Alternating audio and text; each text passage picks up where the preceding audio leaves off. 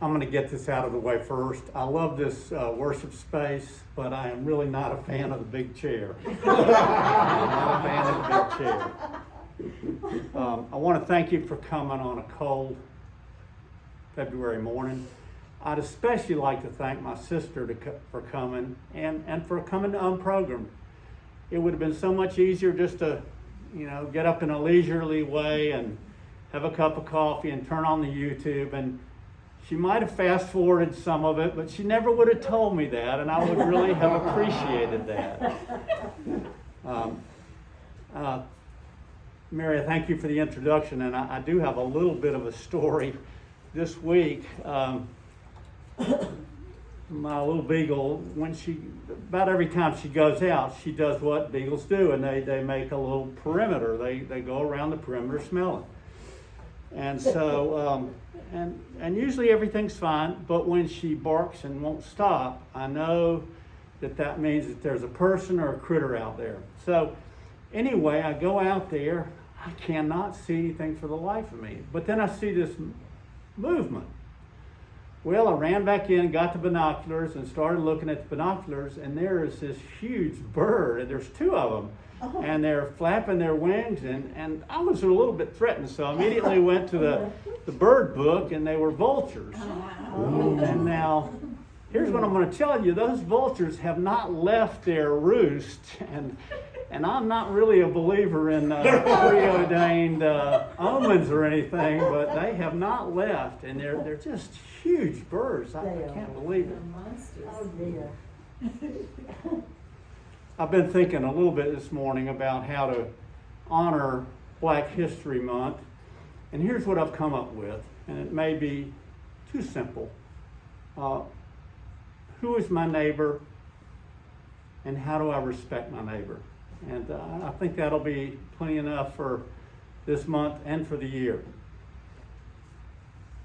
Now this morning I'm going to speak about two things, about things not always being as they seem, and how that might tie us in with being beloved. And we're going to examine the scriptural verse of Jesus at the temple. Now, things aren't always as they seem, and this is a true story. There was an attorney in Charlotte.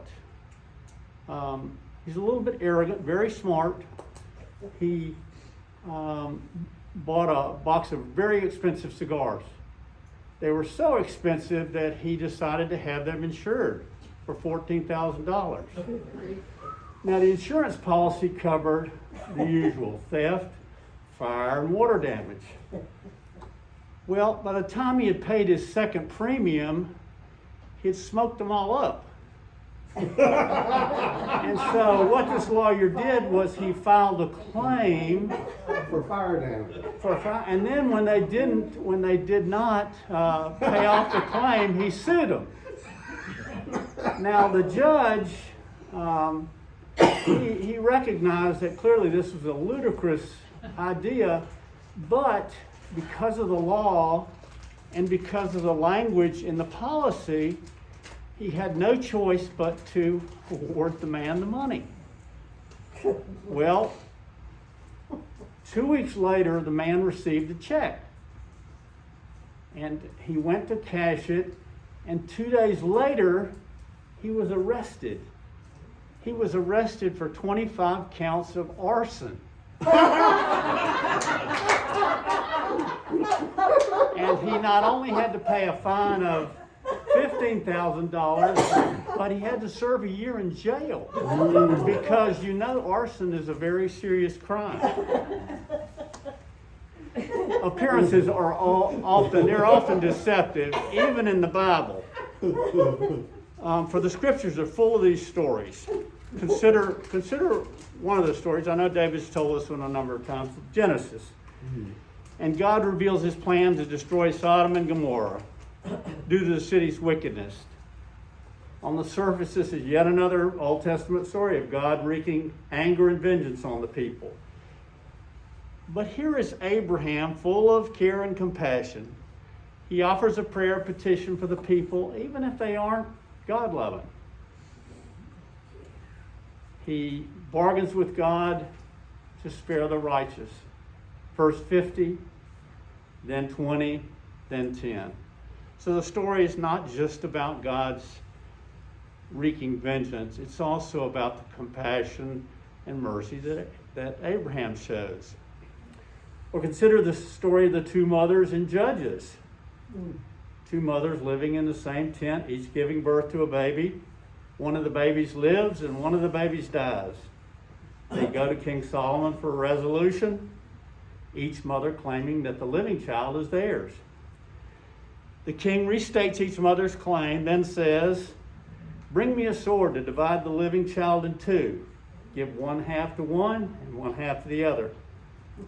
And on the surface, again, this story seems a story of really harsh judgment. But wait, one of the women immediately says, "O Lord, give her the living child and do not kill it." The other says, "Neither yours nor mine, divide it." This allows the king to make the right decision and give the living child to the right mother. This is really a story about a mother's love and compassion for her child. Now, today's story is also one of those stories that have things not always as they seem, and it's also a real mystery story, and I've told you I like mysteries. Now, the glow of Jesus' ministry has come and gone, and though many of the Jews have witnessed his miracles and heard his teaching and believe in his ministry, there are some that feel very threatened by him and begin to seek ways to recognize him as a dangerous enemy and to have him exposed and arrested. Our scripture begins with Jesus teaching in the temple, where he is confronted with a test designed to trap him and give reason for his arrest. And I'm going to read the text. And many of you will know this, most of you probably will. Early the next morning, Jesus returned to the temple. He sat down and began to teach the people. But the scribes and Pharisees brought in a woman caught in adultery. They made her stand in front and then said to him, "Now, Master, this woman was caught in the act of adultery. According to the law, Moses commanded us to stone such women to death. Now, what do you say?" They were using this question as a trap in order to have a basis for arresting him. And I'm going to stop the text here a little bit and explain the trap. The trap was this. The Jews were a part of Rome, and as such, no Jew had the authority to stone anybody. So there's that. If he said stone her, that he was breaking the Roman law. On the other hand, if he said not to, he was kind of defying the law of Moses. So that was the trap that they had set for him. Now I'll continue with the scripture. But Jesus bent down and began to write on the ground with his finger. When they kept on questioning him, he straightened up and said to them, "Let any of you who is without sin be the first to throw a stone at her." Again, he stooped down and wrote on the ground. At this, those who heard began to go away one at a time, the older ones first, until only Jesus was left with the woman still standing there. Jesus straightened up and asked her, "Woman, where are they all? Does no one condemn you?" "No one," she said. "Then neither do I condemn you," Jesus declared. "Now go and live your life of sin." Now, the one real clear thing in this story is Jesus' reply to the crowd, who were probably undoubtedly almost all men, probably many scribes and Pharisees, but also maybe even some men who were involved with this woman. We know that Jesus did as he did a lot of times. He avoided the trap, but he also added a teaching moment that was full of justice, but it challenged each man's heart. But here's the mystery. What did Jesus write on the ground? Now, I'm going to tell you, I looked into this, and there's more scholarly research on what he wrote than there is about the whole passage. It's just, you can scroll down forever. And I just went to the big ones. And there's three of them. Three big theories, I'll say. The first is that Jesus was just doodling.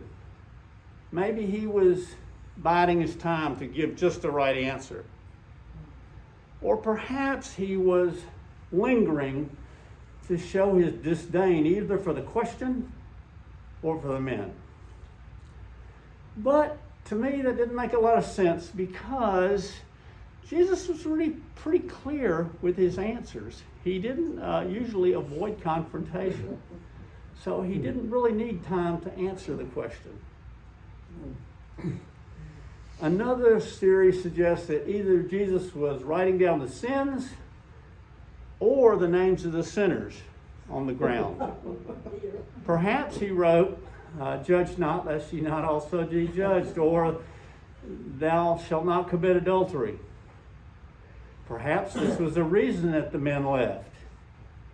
But that's a whole lot to write on the ground in a very short time. And didn't Jesus' question to the men was already asked and answered? He had already done that. Now the third and the most prominent theory is that Jesus wrote the actual names of the scribes and the Pharisees in the sand.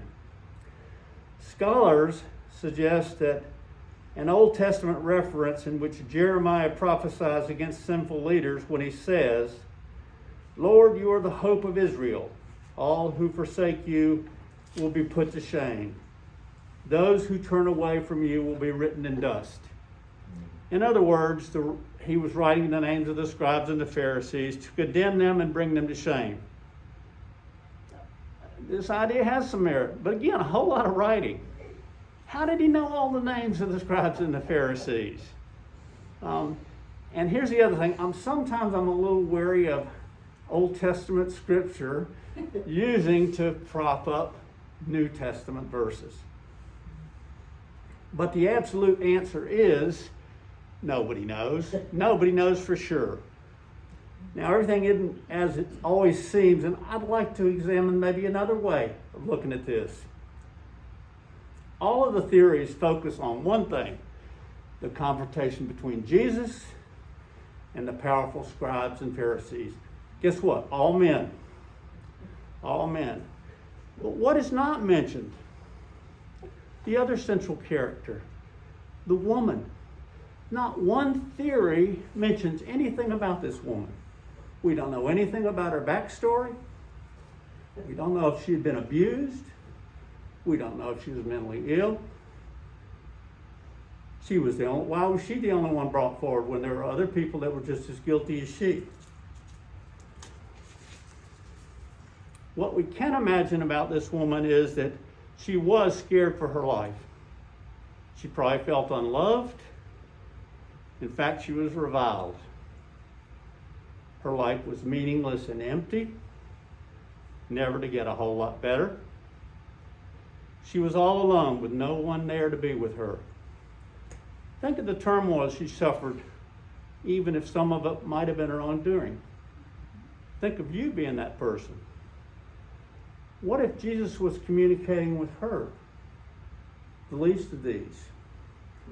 What if Jesus wrote these words? Fear not, beloved, gift, always, peace. What if those were the words that Jesus wanted this woman to see after the men left? Over and over, I hear this. I always hear this. I hear this idea that the Bible is the living word which allows us personal relationship with God or Jesus or the light. But it seems to me that most of the time we use the Bible to prove our point, to show off our knowledge, or to justify our own actions. But what if Jesus was writing a message to give to each one of us in this room, just as he did the woman? Which of us hasn't felt scared or unloved? Have we ever questioned our own place in the world? Do we matter? Haven't all of us felt alone and anxious? And aren't these all emotions part of the human condition? Now, I want each of you to imagine yourself in silence, in prayer, or in daily devotions. Know that you have fears, and Jesus says, fear not. Ask yourself if you feel unloved, and hear Jesus whisper the same words that he wrote on the ground. You are my beloved. Wonder if you matter, and hear him say, you are God's unique gift to the world. Understand that anxiety and confusion which we all have, and hear Jesus say, go in peace. Fear not, you are my beloved. You are God's unique gift. I am with you always. Go in peace.